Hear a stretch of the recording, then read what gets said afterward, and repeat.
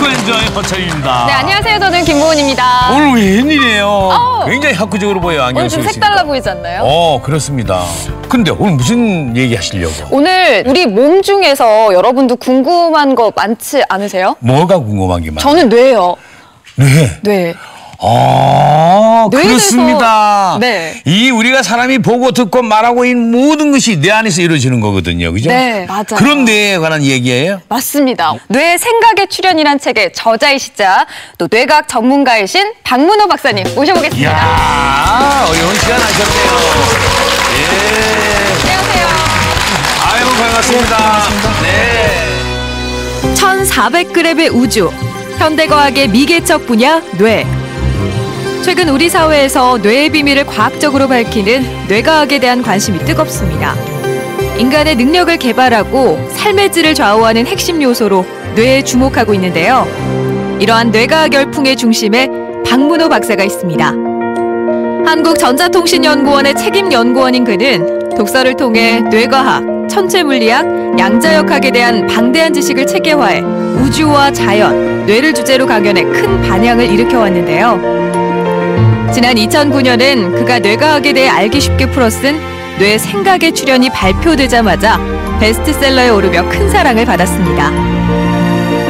우리의 상상력을 자극하는 질문들을 가지고 뇌과학과 자연과학, 인문학 간 통섭의 의미를 재발견시켜주는 박문호 박사. 그와 함께 미지의 세계, 뇌 속으로 탐험을 떠나봅니다.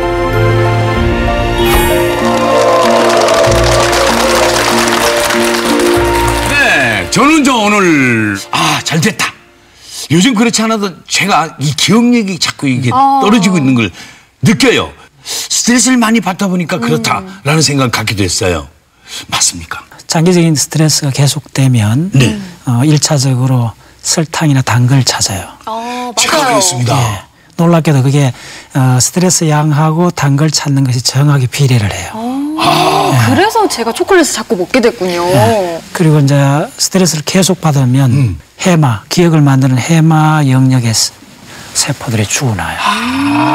아니 그러면은 그 쓰여지지 않는 그 세포들을 자꾸 우리가 쓰여지게 한다든가 그래야 되는데 그럼 좋은 방법은 없습니까? 있죠. 예, 뭐냐면 새로운 걸 본다는 거. 자꾸 새로운 것을. 네, 우리 흔히 하는 이야기지만 새로운 걸 볼 때. 두 번째는 뭐냐 하면 강한 훈련을 할 때. 훈련. 네.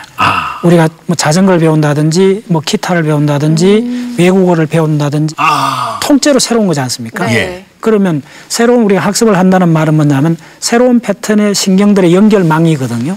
그럼 연결을 새롭게 해줘야 돼요. 그러니까 왜 새로운 걸 배우는데 그렇게 부담이 되느냐 하면 그 신경세포들이 몸부림을 치고 있다 생각하시면 됩니다. 네. 그러면서 이제 자극을 주면서 더 많이 늘려갈 수가 있고. 자꾸 쓰여지게 한다는 거죠. 저는 한 가지 또 궁금한 게 머리 큰 사람이 똑똑하다. 일반적으로 이렇게 많이 생각을 하는데 진짜 이게 맞는지 너무 궁금했어요. 대부분 브레인 크기는 그 몸집 하고 관련이 있어요. 예. 몸집이 큰 동물은 커요. 근데 뭐 코끼리 같은 경우에 그렇죠. 상당히 큽니다. 예. 근데 이제 결국은 브레인에서 크기보다 그 안에 그 신경세포들 사이의 연결, 얼마나 많이 연결되어 있는가가 더 중요해요.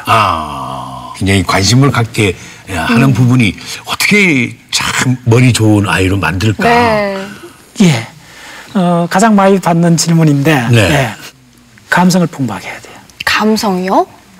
그 감성을 담당하는 대뇌 변연계. 네. 그게 기억을 만드는 영역하고 오버랩이 돼 있어요. 그래서 기억이라는 현상하고 감정이라는 현상이 동전의 양면 같은 거예요. 그 동일한 비슷한 영역에서 만들어지기 때문에 그래서 학습은 기억력이 좋아야 되지 않습니까? 그렇죠. 기억력을 좋게 하시려면 감정을 풍부하게 해야 돼요. 감정을. 그래서 조금 더 짚고 넘어가고 싶은 것이 우리 인간의 그 현상은 그 대부분 중독으로 설명할 수가 있습니다. 그래서 가장 그 심한 중독이 뭐냐 하면 예를 들면 알코올 중독, 네. 그 다음에 설탕 중독이 있습니다. 설탕. 예. 그 다음에 사실은 감정 중독이 더 큽니다. 어. 그 감정 중독은 이렇게 좋아하는 사람들하고 헤어지긴 하면 그 허하고 온통 못 견뎌 하잖아요. 그게 뭐냐면 어떤 사람을 만났을 때 그 사람하고 호응을 하면서 주고받는 것이 인체 시스템 전체로 봤을 때는 케미칼적인 현상이거든요. 그러면 어떤 특정한 사람을 만나서 정서 교감을 하게 되면 그거에 유사한 어떤 이 케미칼적인 흐름이 생길 거 아닙니까? 네. 근데 그 사람이 사라지면 그 케미칼을 그리워하게 되는 거죠. 그래서 허하다는 감정이 또 생기게 되는 거군요. 벌써부터 참 호기심이 많이 생기게 되는데 이 뇌에 대해서 많은 사람들이 궁금해하고 하실 것 같아요. 왜 관심을 가지게 되는지에 대해서 혹시 생각해 보신 적 있으신가요? 그 대부분 자연과학은 반도체나 뭐 물리학이나 이런 거는 그 전문 분야에 많이 국한되어 있지 않습니까? 네. 그다음에 산업적으로 곧장 가는데 이 뇌과학은 일반 모든 사람이 알고 싶어하는 분야거든요. 그래서 예를 들면 자동차는 수리하는 사람하고 운전사가 따로 있어도 되잖아요. 내가 엔진 구조를 몰라도 되잖아요. 그렇죠. 근데 브레인은 그렇지가 않은 거죠. 브레인은 물론 브레인 구조를 몰라도 살아갈 수는 있는데 수리하는 사람하고 살아갈 수는 있죠. 그렇죠. 예.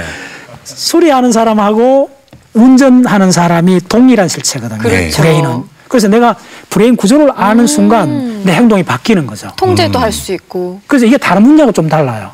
그래서 강하게 여러 분야 있는데 가장 일반인들한테 실질적 영향을 미치는 분야는 뇌과학입니다. 뉴로사이언스, 뇌과학이요.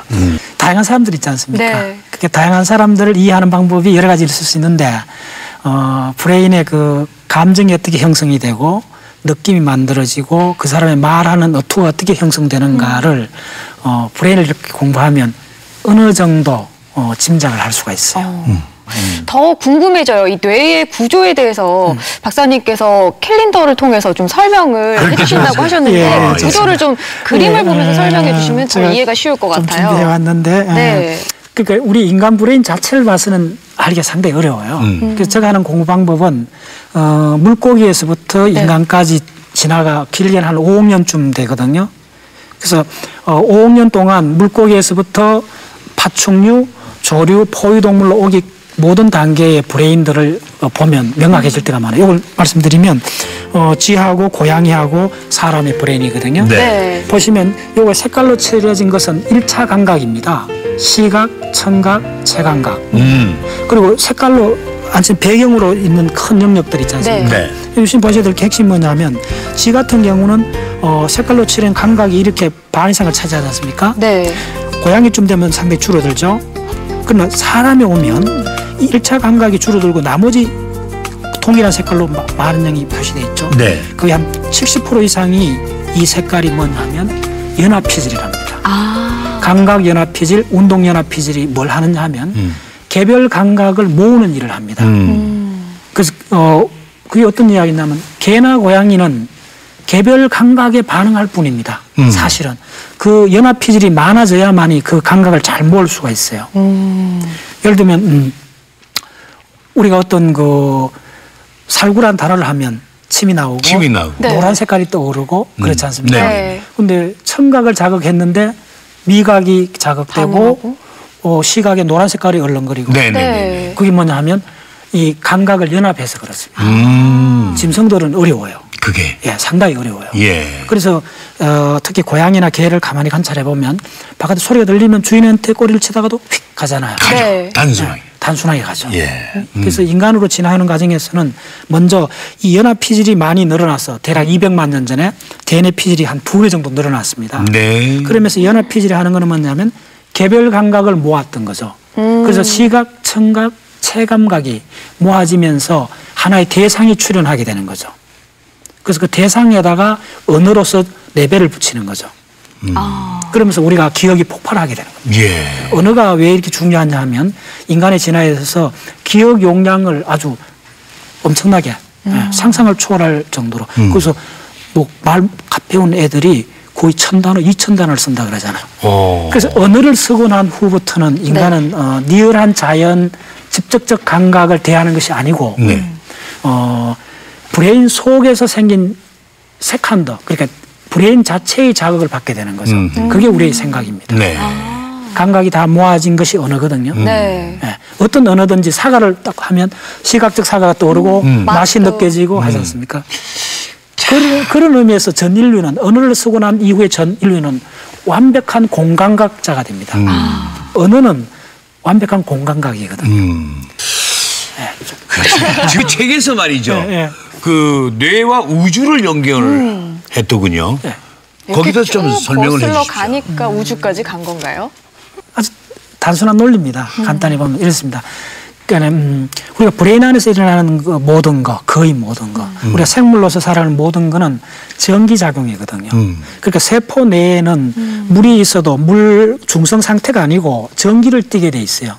그래서 세포가 머리카락 단면보다 훨씬 적은데 그 속에 있는 모든 것들은 분자들이나 이런 것들은 전기를 띠게 돼 있어요. 그 말은 뭐냐 하면 지구상에는 모든 생명 현상에 가장 관여하는 것은 전자기 상호작용입니다.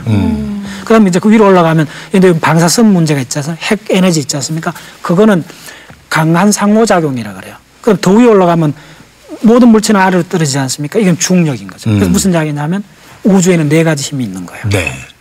중력, 강한 상호작용, 약한 상호작용, 전자기 상호작용, 요 4가지 힘밖에 없어요. 그래서 무슨 이야기냐 하면 그러면 우리 생명 현상은 뭐냐 하면 가장 영향을 많이 받는 게 90% 이상 영향받는 게 이 4가지 힘 중에 전자기 상호작용이죠. 물론 중력도 받죠. 그렇게 척 디스크라든지 뭐 이렇게 몸 자세 중력을 받고 그런데 우리가 감정을 느끼고 사고를 하고 하는 거는 전적으로 전자기 상호작용이에요. 네. 조금 알듯하네. 조금씩 이제. 참 이런 것들을 연구하시는 게 쉽진 않았을 것 같아요. 저희는 너무 그렇죠. 어렵게도 느껴지잖아요. 어떻게 흥미를 느끼시게 된 거예요? 오히려 제가 봤을 때는 일반적인 분들이 그러니까 봐야 될 때를 안 보는 거죠. 왜 그러냐 하면 우리가 그러니까 문화적으로 갇혀 있는 거죠. 인간이 언어를 쓰면서 의미에 갇혀 있던 거죠. 그게 문화에서 형성된 그것들은 주로 상징으로 돼 있거든요. 언어는 상징이고 문화 현상도 다 상징 언어로서 된 건데 네. 그건 상징의 왕국입니다. 근데 리얼 자연은 말 그대로 상징도 포함하고 있지만은 상징 바깥이 더 많죠. 네. 그래서 어떻게 하셔야 되느냐 하면 언어 이전에 우리 구석기 인류가 어떻게 생각했을까를 끊임없이 생각을 해야죠. 저는 옛날부터 그게 궁금했어요. 동굴에서 50만 년 전에 우리 초기 인류들이 구석기 시대에 그 한 100명씩 모여 살았다 했을 때 도대체 어떤 생각을 했을까 그 사람들은. 그걸 언제 우리는 보통 중학교 과정 정도만 되면은 그 자연과학의 시간에 아니 그다음에는 거기서 멈춰버리잖아요. 근데 어릴 때는 어떻게 어떤 계기로 인해서 이렇게 자연과학에 막 빠져버렸어요. 제가 고향은 경주인데 네. 6살 때 울진 해변가 마을로 이사를 가게 된 거죠. 울진이십니까? 예. 아직도 기억이 나요. 처음 이사 갈 때 그 하루에 한 2대밖에 없는 그 버스 완행 버스를 타고 비포장도로를 갔는데 6살 때 그때 처음 바다를 봤어요. 바다를? 네, 난생 처음 바다. 네네. 동해 바다를 봤어요. 한여름인데. 와, 바다라는 개념이 하나도 없던. 네. 예. 제가 가장 충격받은 거예요. 세상에 저런 게 있나. 저 끝없이 펼쳐진 그 검푸른 바다를 보면서 그 참. 충격을 받았어요. 예, 그래서요. 예. 그리고 이제 중학교 1학년 때인가 아직도 기억이 생생해요. 어느 날 보통 이제 저녁 무렵에 이렇게 오는데 그 이쪽에 이제 동해안 이렇게 있고 5월달쯤 되면 아카시아가 막 피잖아요. 예. 그리고 이제 아주 그 봄바다가 평화스럽습니다. 굉장히 말씀하시는데 감성이 풍부하시네. 그거 신장로길. 네. 예. 그걸 가방 메고 이렇게 저녁 무렵에 올 때 갑자기 저를 둘러싼 모든 자연 환경이 말을 걸어오는 것 같아요. 섬찟하면서 언젠가 내가 이 모든 걸 이해할 날이 있을 거다. 몇 살 때 그런 생각? 중학교 1학년 때. 중학교 1학년 때. 네.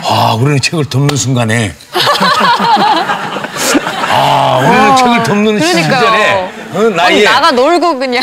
자연의 소리를 뭐가 들으면서 언젠가는 이 신비로운 세계를 파헤쳐 볼 것이다. 이야. 그러니까 호기심이 좀 남다르셨나 봐요. 보는 모든 것에서 새로움을 많이 느끼신 것 같아요. 그 중학교 1학년 때 그 후포중학교 그 도서관에서 책을 한 권 빌려봤어요. 네. 예. 그 책이 이제 그때 아주 그냥 우주에 관한 책이었는데 첫 장을 딱 넘겨봤더니 우주에는 1000억 개의 별이 모여서 하나의 갤럭시가 되고 그런 갤럭시가 한 1000억 개 정도 있다라고 첫 페이지에 써 있었어요. 네. 충격받아. 아, 거기서 충격받아가지고. 놀랍잖아요. 네. 저희가 저희 같은 경우에는 놀랍잖아요 그러는데. 왜 뭐, 그런가 보다. 전혀. 전혀 공감 뇌과학책을 3,000권을 읽으셨다고요. 어떻게 그렇게 읽으실 수 있어요? 그건 아니고 사실은 그렇게 내과책은 아니고 자연과학 지금까지 쪽에. 쭉 제가 책이 이제 한 6,500권 정도 있거든요. 네. 그래서 이제 한 30년 동안 이 책을 모은 거죠. 모으고 지난 3년 사이에 다른 단행본 보는 게 한 10%라면 90%를 교과서만 봤어요. 그리고 봤더니 정보가 압축적으로 엄청나게 빨리 정보를 씁니다. 자연과학 교과서는 국내 웬만한 자연과학 교과서는 제가 다 갖고 있어요. 엄청나게 이게 장수들이 쫙 준비하겠네요. 궁금하시죠, 여러분? 그렇죠.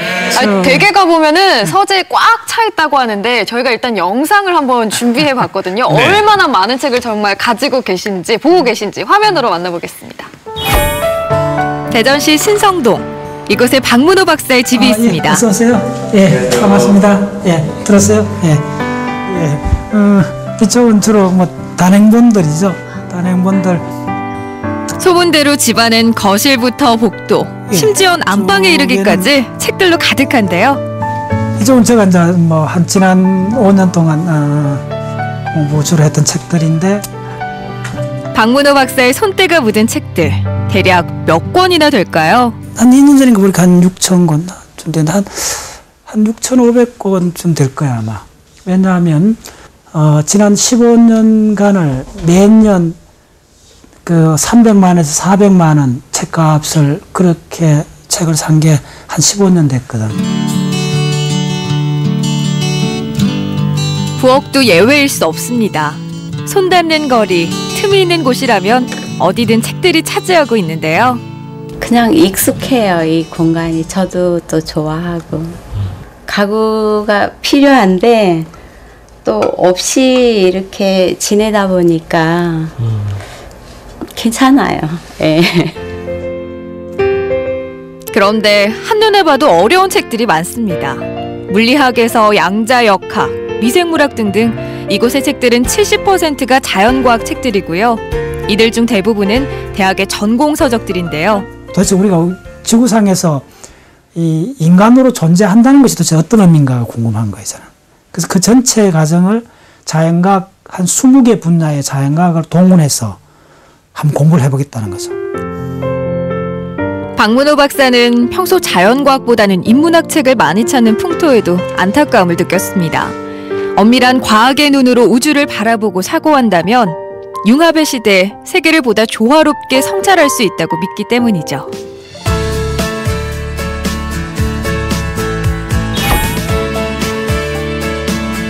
수첩이 닳도록 보고 또 보는 것도 중요한 일과입니다.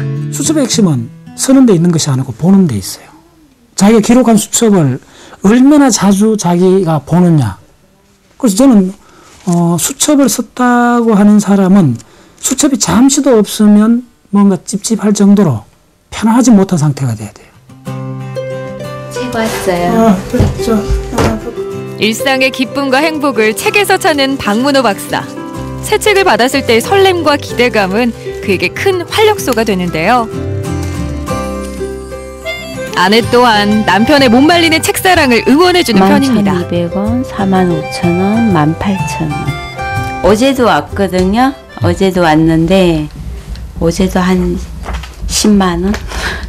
책이니까 술, 담배 뭐 그런 게 아니고 또 건강 그런 거 신경 안 써도 되고 더 건강해질 수 있고 책이니까.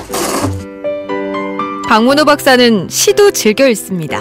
서정적인 시들을 읽고 있으면 언어의 상징과 비유 때문에 생각이 넓어지는 느낌을 갖는다고 하네요. 결국은 자연과학은 우리의 감각이 끝나는 데서부터 시작된다고 봐요, 저는. 그러니까 지금까지는 현미경이나 만원경 이런 엄밀한 툴이 없을 때는 인간은 감각기관에만 의지했던 거죠. 근데 이제 감각을 넘어선 그런 세계로 들어가려면 이제 흔히 이런 직관이나 은유 이런 것들이 필요하죠. 평생 공부로 자연과학 독서를 선택해 매일 책 읽는 즐거움에 빠지는 박문호 박사. 늘 새로우면서도 거칠 것 없는 탐험의 여정이 오늘도 그를 살아있게 합니다.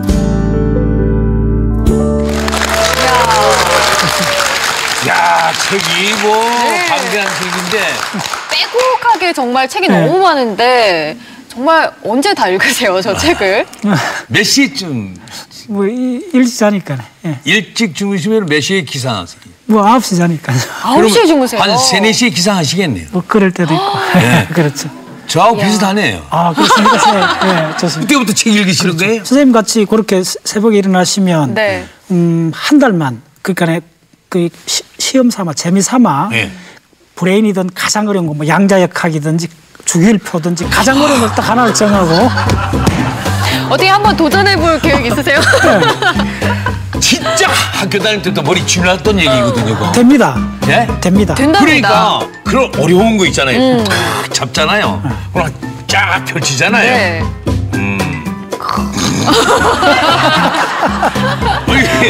바로 잡으러 들어가거든요. 5분, 10분만 있으면 네. 그렇죠. 아, 대부분 사람들이 어른인 경우에 전문가가 될 수 있어요. 의외로 수고해요. 예를 들면 이런 거죠. 그거는 이 몰입의 법칙이 3가지가 있는데 첫 번째 뭐냐면 명확한 목표를 세워야 돼요. 그래서 목표 무조건 책을 산다. 그래서 일주일에 한 번 서점에 가서 책을 산다. 제가 30년 동안 했는 거거든요. 네. 서점에 책을 산다. 그 다음에 그 책을 아주 그 좋은 나무로 된 책꽂이를 네. 클 필요 없어요. 한 100권 정도 넣을 수 있는 책꽂이를 아주 좋게 목공리로 만들어서 네. 집에서 가장 정갈한 곳에 책꽂이를 두고 일주일마다 사는 책을 갖다 꽂기만 하는 거예요.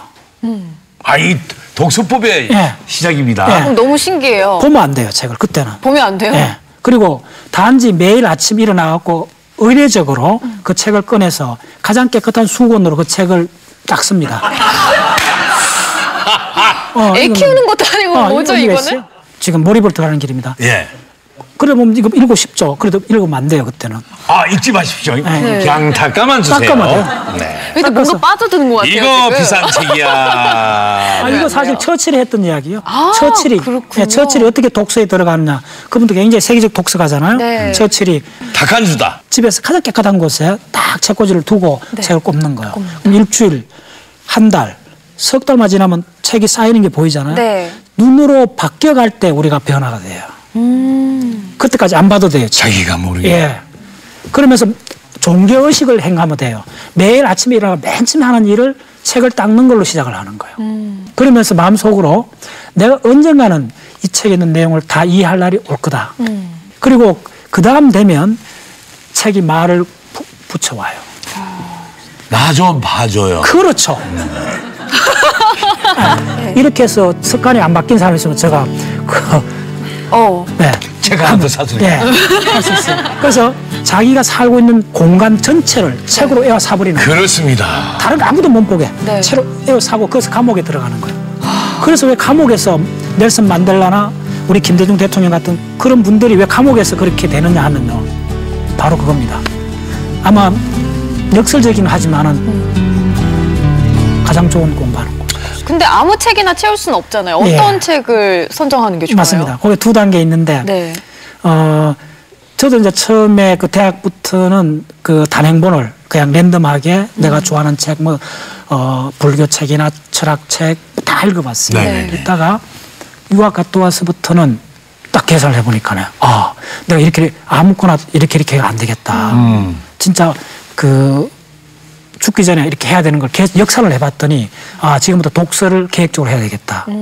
그렇게 하면서 이제 자연과학 쪽으로 이제 올인했었죠. 길을 잡고. 네. 네. 창의성은 뭐냐면 간단히 정의를 내릴 수가 있어요. 기존의 방식이 작용하지 않는 거잖아요.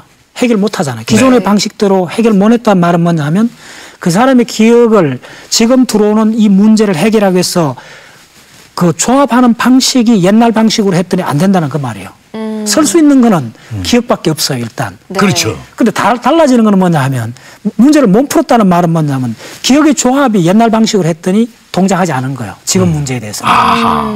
그럼 어떻게 되죠? 기억을 새롭고 독특하게 조합을 해야 돼요. 아, 그 방법은 네, 어떻게 하면 되느냐 하면 기억 자체가 새롭고 정확한 기억, 검증된 기억을 많이 갖고 있어야 되죠. 아, 그런 것들 거리들이 많아요. 연결돼서 그러니까 새로운 게 나오고. 그런데 처음엔 우리가 그 근접을 하기가 어렵잖아요, 그죠? 네. 근데 이게 쉽게 우리가 기억하고 배우려면 학습 효과를 가지려면은 쉽게 출발해야 되잖아요. 일단 재미를 느껴야 되니까. 재미를 느껴야 돼서 새로운 방법이 있어요. 뭐냐면 통째로 자연과학을 들어올 때 통째로 암기를 해버리면 돼요. 그거는 왜냐하면 이건 비근한 예입니다. 우리 회원들이 이제 그 방법을 해서 많이 확 바뀌어지거든요. 아니 어려운 것도 출발합니까? 그래서 어렵기 때문에 할 수 있어요. 자, 예를 들면 오늘 신문에 보니까 그분이 영어를 굉장히 잘하고 지금 80대 분입니다. 그분이 어떻게 해서 그렇게 잘했나고 영어를 잘했나고 근데 고등학교 시절인가 우연히 자기 굉장히 두꺼운 영어로 된 소설책을 만나게 됐대요. 근데 우연히 자기가 한번 아주 용기가 생겨갖고 그 책을 끝까지 한번 다 읽어봤대요. 네. 예. 그런 경우 있어요. 혹시 이제 그래서 그 책을 끝까지 두꺼운 영어로 된 소설책을 애를 쓰면서 한 권을 다 독파를 하고 나니까네 영어가 겁이 안 나더라는 거예요. 그거로부터 거기로 갔다는 거예요. 어려운 걸 한번 하고 나니까. 그래서 어떻게 해야 되는지 하면요. 한 번은 그냥 딱 정통으로 가장 어려운 걸 피해가지 말고 그냥 애누리 없이 그대로 해버리면 돼요. 그럼 그거 한 달이면 돼요. 그걸 안 하면 10년 가도 안 바뀌어요. 한 번은 뭔가 어려운 거를 도전을 해봐야 되는군요. 마라톤 풀코스 한번 뛰어본 사람은 그다음부터는 자신이 생기잖아요. 동일해요. 부모들은 아이들에게 아주 쉬운 것부터 가르쳐야 하나요? 아주 어려운 것부터 시작해요? 그거는 조금 다릅니다. 어린애들은 초등학생들은 쉬운 걸 가르쳐야 돼요. 쉬운 거. 왜냐하면 초등학생 때 어렵게 가르치면 이쪽에서 거부 반응이 일어나요. 그래서 우리가 어른 된 사람들 제가 이렇게 강의를 하다 보면 만나보면 수학을 싫어하는 사람들 예를 들면 내 중학교 때 수학 선생이 어렵게 해갖고 그때부터 고등학교 때 어느 선생이 그래갖고 어렵게 해갖고 다시 안 봤다. 그런 사람들이 굉장히 많더라고요. 그래서 어른이 되기 전하고 학습을 방법을 달리 해야 된다는 거 말씀드립니다. 어른들은 아주 어려운 것부터 시작을 하게 하고 아이들은 쉬운 것부터.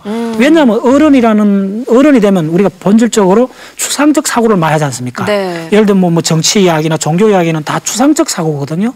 그런 브레인 능력은 월등히 돼 있는데 그 능력을 안 쓰는 거죠, 어른들은. 그렇기 때문에 어른들한테는 자연과학 학습법은 가장 어려운 걸 아주 독하게 훈련식으로 팍 들어가게. 예를 들면요. 우리 이제 많은 걸 해봤는데 브레인 전체 연결도가 있어요. 그게 굉장히 복잡하거든요. 그걸 의대생들도 다 따라가기 어렵습니다. 그걸 이해를 하려면 아마 5년이 걸릴 수 있어요. 5년이요? 예. 근데 그걸 그 도표에 나오는 브레인 용어가 한 100개 정도 됩니다. 그게 전부 다 연결되어 있는데 그걸 암기하는데 일주일 만에 돼요. 일주일 만에. 그래서 우리 회원이 벌써 5명이 그 복잡한 도표를 5명이 다 암기했어요. 뜻도 모르고 외우기만 하는 거예요? 그렇죠. 바로 그게 핵심입니다. 대부분 왜 못하느냐 하면 먼저 이해해야만이 내가 안다고 생각하는 거죠. 근데 제가 봤더니 그게 아니고 기억을 먼저 하고 나면 저장을 하고 그렇죠. 여기에 저장을 하고 나면 이 저장된 걸 이쪽에서 불러와서 서로 연결을 하는 과정에서 의미라는 깊이가 생기는 겁니다. 어른들은 저항했어요. 견딜 수가 있어요. 그 브레인이 그러니까 그 추상적 고급 사고를 할 수 있게 돼 있어요. 그런데 들어오는 정보가 고급적인 정보를 안 받아들였던 거죠. 왜냐하면 일상에 직업에 매몰돼 버렸던 거죠. 그렇죠. 그래서 능력은 다 돼 있는데 그 고급 의학 지식이나 양자역학이나 수학을 공부할 마음을 안 냈던 거죠. 왜냐하면 그 사람들의 일상은 직업이 굉장히 중요하기 때문에 직업 이외의 시간을 할당을 할 수가 없었던 거죠. 맞아요. 단지 그 이유입니다. 제가 봤을 때는. 특별한 이유 없으면, 특별한 그런 계기가 없으면 고등학교 때 이후로 어른이 50대 됐다면 30년 동안은 자연과학을 딱 못 보는 거예요. 그렇죠. 저도 학교 졸업한 이후로 인문학이거든요. 그렇죠. 전혀 아예 볼 생각조차 못하는 것 같아요. 그리고 자연과학을 접근할 수 있는 거는 대학이나 그밖에 없고 다시 대학 들어갈 수도 없고 깊이 있는 자연과학을 접근하는 게 원천적으로 사회적으로 기회가 없다는 거죠. 그렇죠. 그래서 제가 이제 그 운동을 한 10년 전부터 시작을 한 거예요. 백북스 독서 운동은 뭡니까 이게? 제가 이제 초기에 2003년부터 한 1년 전까지 이제 백북서 그 공동 운영위원장을 한 3년을 했어요. 100권의 책을 읽은 그 운동이었고 네. 지금은 제가 이제 그 모임에서 이제 독립해서 자연과학만 자연과학만 하는 것이 그 박문호 자연과학 세상으로 해서 저 이름을 걸고 회원이 한 1,800명 정도 있고 좀 뭐 전국에서 다 이렇게 오신다면서요? 그렇죠. 대전 지역뿐만이 아니라. 기존에 물론 좀 전에는 운동들은 있었는데 그 운동들이 대부분 사람들이 과학이 어렵다는 편견을 갖고 있어요. 네. 그러니까 대부분 방송이나 모든 데서 요구하는 게 쉽게 이야기하는 거예요. 재미있게. 그 소화력이, 이해라는 소화력이 약해진 거죠. 네. 그러니까 뭐 그건 처방이 맞죠. 이해력이 약해지면 위장이 약하면 죽을 줘야 되잖아요. 그렇죠. 죽처럼 소화가 잘 되는 걸 줘야 되잖아요. 네. 그걸 죽을 준 거예요. 그래서 다 풀어서 쉽고 재밌게 쓴 책을 제공한 거예요. 그러면 어떻게 되냐? 죽만 계속 묻게 된 거예요. 그렇죠. 그러면 전 국민이 위장이 과학을 이해하는 그 위장 소화력이 계속 죽만 먹어갖고 형편없이 돼버린 거예요. 그래서 과학운동에서도 모토가 지금까지 뭐냐면 과학의 대중화였거든요. 곤충 채집, 식물 도감 같은 걸 과학이라 생각을 했던 거죠. 전부 다. 어떻게 되느냐 하면 나중에 누가 어려운 걸 책을 내도 안 보는 거죠. 그래서 한 가지 거의 법칙에 가까운 거는 자연과학이 어려운 책은 거의 절판이 돼요. 나온 지 2, 3년 만에 안 팔려요. 2,000부도 안 팔리고 사라져버려요. 그러니까 일반인들은 점점 과학의 고급 지식을 만날 확률이 점점 줄어들어버린 거예요. 빈곤의 악순환에 빠지고 정확히 악순환에 빠진 거예요. 그러다 보니까 신화가 생긴 거예요. 과학은 어렵다는 신화가 생긴 거예요. 네. 그러면 우리가 솔직히 손을 놓고 생각했을 때 30년 동안 과학책 제대로 된 과학 교과서 한 번 안 보고 과학을 어렵다는 게 형편에 맞나요? 네. 정직하지 않잖아요. 그렇죠. 찔리네요. 네. 그렇게 매일 주말 연속극만 보고 매일 그런 거 보고 과학이 어렵다 하는 거는 이거는 경우에 없는 이야기라는 거죠. 제가 봤을 때는. 쉽게 이야기하라는 거는 저는 과학에 반대된다 봐요. 참 그러니까 처음부터 너무 쉽게 근접하려고 하는 그렇죠. 안 된다. 언젠가는 한번 죽을 주지 말고 딱딱한 음식을 제공해줘야 어려운 거부터 시작해. 그래서 어려운 거부터 한번 좀 도전을 해봐야겠다 이런 의욕도 좀 우리 회원들이 대부분 그런 분들. 우리 회원들이 사실은 대학생은 거의 없어요. 드물어요. 30대 중반부터 60대 중반까지입니다. 주축이 40대 후반이 많은데 그분들이 채워지지 않는 부분이 있어서 저한테 우리 모임에 오는 거예요. 그러고 나면 그 사람들이 스스로 알아요. 브레인 이쪽에 다른 기억들이 많지 않습니까? 그때쯤 되면 그 기억들하고 자연과학이 딱 들어오면 그 기억들하고 링크를 하면서 세상을 급격하게 다시 보기 시작해요. 보는 눈도 달라져요. 일요일 한낮 서울의 한 사무실에 각양각색의 사람들이 모여 공부를 하고 있습니다. 이들은 자연과학 학습 모임인 박문호와 자연과학 세상의 회원들. 리스만 도표가 암기한 사람들도 기억하는 레벨에서 이게 다 통과를 해야 돼요. 속붙임이 가르치는 박문호 박사의 강의를 통해 자연과학 관련 학문을 공부하고 있는데요. 오늘은 천문우주 뇌과학 분야에 관해 62번째 강의가 이어지는 중입니다. 힘들어요. 네? 힘들어요. 사실 지금 제가 이해하고 있는 내용 거의 없어요. 거의 없는데 그 용어 같은 거를 그냥 많이 들어두고 그러려고 하고 있거든요. 이런 수업을 평소에 어디서 들을 수 없다고 생각하니까 더 열심히 듣게 되는 것 같아요. 이번엔 회원들이 수업 내용을 발표하는 시간입니다. 오늘의 도전 과제는 리스만 도표. 뇌의 생김새와 흐름을 도표로 정리한 건데 용어도 어렵고 복잡하게 이를 데 없습니다.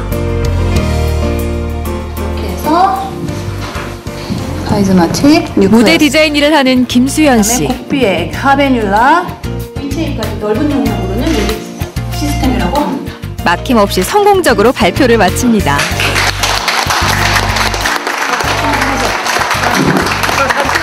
순서화랑 대칭화는 제가 어느 정도 이해가 됐는데 배경화가 없으니까 그거 이제 화살표 루트 정하는 게 오래 걸리더라고요. 근데 그거 하고 나서 이제 보면 이제 거기 있는 단어는 일단 알고 있으니까 제가 이제 뇌과학에 대한 언어는 이제 익힌 거잖아요. 그 다음부터 이제 말하는 연습을 할 수 있게 될 것 같습니다. 암기를 하고 나면 기억을 하고 나면 기억한 정보들이 서로 상호 연결되면서 새로운 차원의 의미가 생성되는 거예요. 5시간의 수업을 마치고 저녁 식사를 합니다. 식사 후에도 강의는 이어질 텐데요. 자격증을 주는 것도 아니고 돈이 되는 것도 아닌 일에 이렇게 빠져든 이유는 뭘까요? 색다른 이 자연과학이라는 게 오히려 신선하고 그러면서 상대적으로 더 많은 걸 표현할 수 있고 많은 걸 생각할 수 있죠. 하면 할수록 나도 모르는 어떤 그런 몰입하는 어떤 그런 게 있는 것 같아요. 그리고 하나하나 알아간다는 거가 굉장히 기쁨이 이렇게 착착 쌓이는 과학의 눈으로 보는 세상은 어떤 모습일까? 새로운 개념의 시민과학운동이 지금 뜨겁게 확산되고 있습니다. 그 공부를 정말 빠른 시간 내에 더 깊이 들어갈 수 있는 방법을 제시해주고 더 나아가서 모든 일반 사람들에게 정말 박사님, 제2의 박사님으로 만들려고 하는 그 의도와 그 생각이 너무 존경스럽고요. 전 느리게 지금 가고 있지만 끝까지 같이 가고 싶습니다. 박자세 화이팅! 자연과학은 자연을 연구하는 겁니다. 자연을 공부하는 거예요. 네. 그 자연 현상 속에는 생명 현상이 있고 무생물 현상이 있잖아요. 네. 별이나 지구나 이런 것들은 무생물적 현상이고 생명 현상이 있잖아요. 그럼 생명 현상 속에 소위 말해서 동물 진화가 우리까지 온 동물의 진화가 있잖아요. 네. 동물 진화 속에 인간이라는 그 호모사피엔스가 출현한 거죠. 인간의 출현이 인간까지 오는데 챔판지에서 갈라진 게 한 600만 년쯤 됐거든요. 그 600만 년 동안 인간으로 오는데 한 20종의 종들이 멸종을 하고 인간 한 종이 지금 지구를 확 덮었어요. 60, 70억이. 그 인간 종으로 오는 600만 년 사이에 언어가 생긴 거는 아무리 길게 잡아도 100만 년이 안 넘어가요. 그리고 인간이 문자를 쓰기 시작한 거는 10,000년을 안 넘어가잖아요. 그게 바로 문화현상이거든요. 문화현상 중에 이제 언어라는 거, 특히 말소리 언어에 의해 갖고 우리가 밀폐된 거예요. 우리 환경이. 너무 언어에서 가두게 됐고. 그렇죠. 그 중에 이제 일상 용어에 우리가 매몰돼 버린 거예요. 근데 지금 이야기 다시 한번 짚어보면 자연이라는 게 이만큼 큰데 그 중에 무생물적 현상, 생명계수 요만큼 있어요.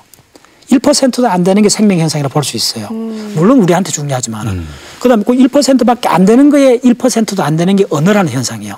근데 그 언어라는 현상이 우리를 다 덮어 사버린 거예요. 네. 그러다 보니까 자연이 안 보이는 거예요. 그래서 뭐냐 하면 저는 인문, 예술, 철학도 자연과학 속에 있는 한 종류의 자연과학인데 언어를 쓰는 자연과학이라 보시면 돼요. 네. 그 어려운 거부터 암기해가지고 배워나가시는 분들. 예.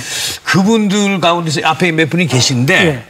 어떻게 시작했는지 좀 궁금하기도 해요. 네. 자연과학 세상이라고 모임의 한 회원분께서 지금 나와주셨어요. 그분을 모시고 또 얘기를 잠깐 나눠볼까 합니다. 그러죠. 네.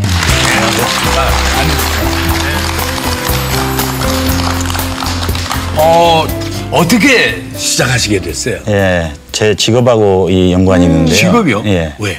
제 직업이 벤처기업을 인큐베이션 하는 네. 일을 하고 있거든요. 근데 벤처기업을 이렇게 만나다 보면 참 획기적인 신기술을 개발한 다양한 회사들을 만날 수가 있어요. 예. 그럼 바이오 기업이라든가 IT 기업이라든가 환경 관련 기업이라든가 이런 기업들을 만나게 되는데 제가 전공을 말씀하신 것처럼 인문학을 해가지고 저는 법학을 전공을 했습니다. 그러다 보니까 그분들하고 대화를 하는데 이 자연과학이나 이공계에 관한 이 용어도 뭐 서로 생소하고 생소하겠죠. 예, 그리고 핵심 원리도 전혀 뭐 이해를 할 수가 없으니까 예. 그렇다고 해서 뭐 중고등학교 다시 가서 청강을 할 수도 없는 노릇이고 우연치 않게 이 박사님이 운영하시는 그 137억 년 우주진화라는 강좌를 만나게 됐어요. 자연과학 세상을. 예. 우연히 만나게 됐는데 어려우셨죠? 처음에는 어렵지 않으셨어요? 네, 어렵죠. 당연히 어려운데 그래서 첫날 갔는데 사실 그때 첫 강의가 그 137억 년 빅뱅부터 네. 오늘날까지 137억 년 우주가 이렇게 진화되어 온 역사를 단 하나의 도표하고 수식으로 전개를 해서 그 이벤트들을 쭉 설명을 하는데 그냥 첫 시간인데 이 온몸에 전율이 일더라고요. 전율이요? 예. 골치 아파서 문 닫고 나간 게 아니고? 아니, 문 닫고 나간 게 아니고요. 와. 예. 나라는 존재가 어디에서 생성돼서 어떻게 진화돼서 왔는지가 현눈앞에 딱 보이니까 그 뭐 전율을 안 할 수가 없는 거죠. 굉장히 흐뭇해하시네요 지금 제가 이렇게 말씀하시니까. 아니 뭐 그 수학도 다시 이렇게 접하면 그 나이에는 아유 이거 새삼스레 수학까지 해야 되고 내가 계산만 하면 되는데 동계산만 하면 되는데. 저도 사실은 고등학교 때도 수학을 포기를 했어요. 수학을 포기하고 사실 학력고사 때 한 번호에다 이렇게 다 찍고 그랬거든요. 근데 첫날 첫 시간에 그 연력학 1법칙이라는 법칙에서 수식을 쭉 방정식을 유도를 하는데 알아듣는 건 숫자하고 이상한 기호밖에 없었습니다. 그렇죠. 네, 근데 확실히 이게 나이가 들어서 그런지 그런 추상적 사고를 하니까 네. 수학이 쫓아가는 그 상위 추상적 개념들이 있더라고요. 그래서 그 개념을 쭉 쫓아가다 보니까 그게 너무 복잡한 것도 아니고 그러니까 수학적인 기술 테크닉은 사실은 잘 모르죠. 배우지 않았으니까. 근데 모르면서도 돼요? 네, 모르면서도 아 이거는 기술적으로는 이렇게 가는 거고 이 추상적 개념에 의해서 이렇게 유도를 해가는구나. 이런 정도는 충분히 이해를 할 수 있겠더라고요. 그래 거기서 뭐 어떻게 변화된 게 있어요? 네. 뭘 배우셔가지고? 아, 이제 그거를 이게 알고 나면 네. 용어뿐이 아니고 자연의 원리를 자체를 알고 있잖아요. 네. 그러면 모든 기업들이 기업의 어떤 기술의 혁신이나 새로운 부가가치 있는 그 제품들을 만들어내면은 그 핵심 원리를 다 이해할 수 있어요. 때에 따라서는 그분들이 직접 전공한 분들보다 더 핵심의 원리를 더 폭넓게 이해하는 제 모습을 발견을 했거든요. 이야, 보는 눈이 훨씬 커졌군요. 성공하기 위한 기업원으로서의 자질을 터득하기 위해서 시작한 거 아닙니까? 예. 그 분야는 사실은 너무 부수적으로 그냥 따라온 것 같고요.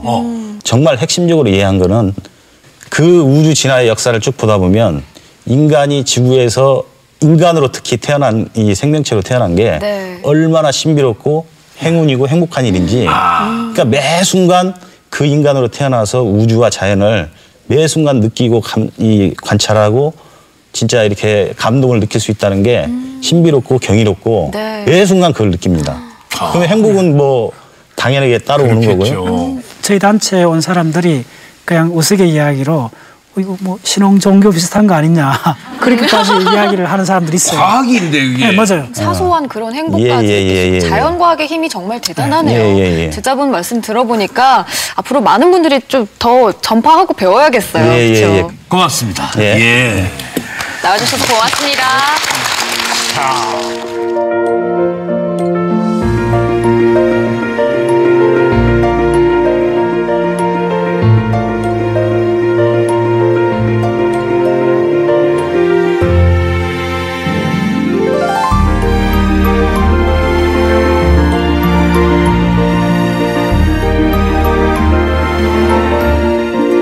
더 많은 걸 이렇게 알고 싶으셔서. 그걸 이제 호주 사막하고 몽골 사막을 이제 주로 갔는데 그 왜 그렇게 택하느냐 하면 일상을 절단하기 위해서 그런 겁니다. 그러니까 왜 그 우리가 이 자연과학을 확 자연을 못 만나느냐 하면 문화적 일상 속에 갇혀서 있어 그러거든요. 그래서 우리는 해외학습 탐사 가면 일상 용어 못 쓰게 하고 그 다음에 그 천문학, 지질학, 그러니까 말 그대로 입에 거품 물 정도로 공부를 해요.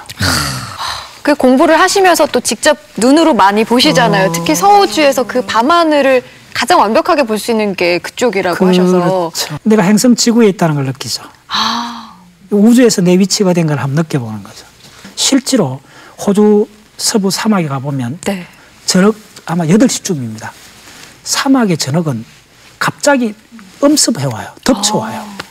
왜냐면 공기가 굉장히 투명하기 때문에 이 방구 전체가 완전히 어둠으로 덮여버려요. 한 30분 만에.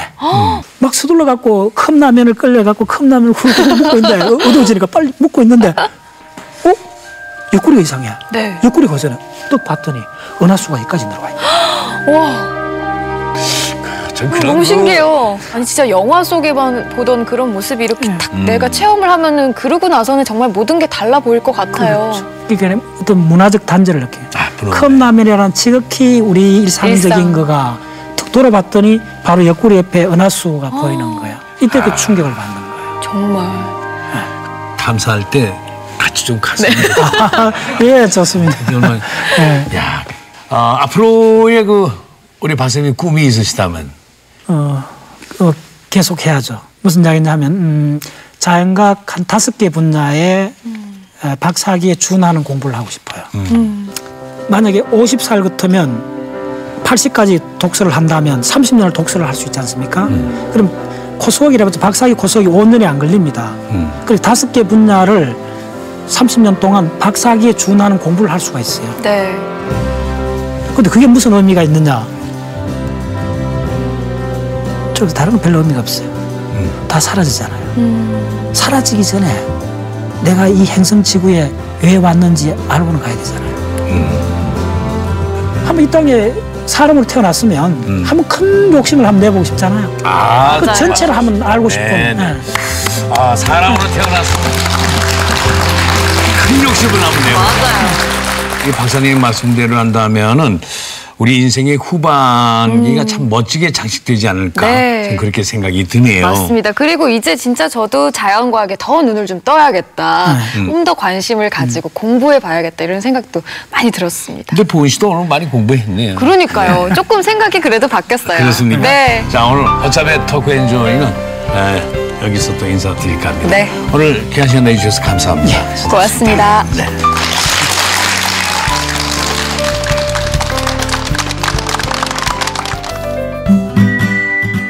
반복은 힘이 세다. 사실은 내과학이 증명해 주는 겁니다. 반복을 해야만이 기억이 됩니다. 기억이 되면 브레인이 좀씩 바뀐 거예요. 그러면 그 사람 삶이 바뀝니다.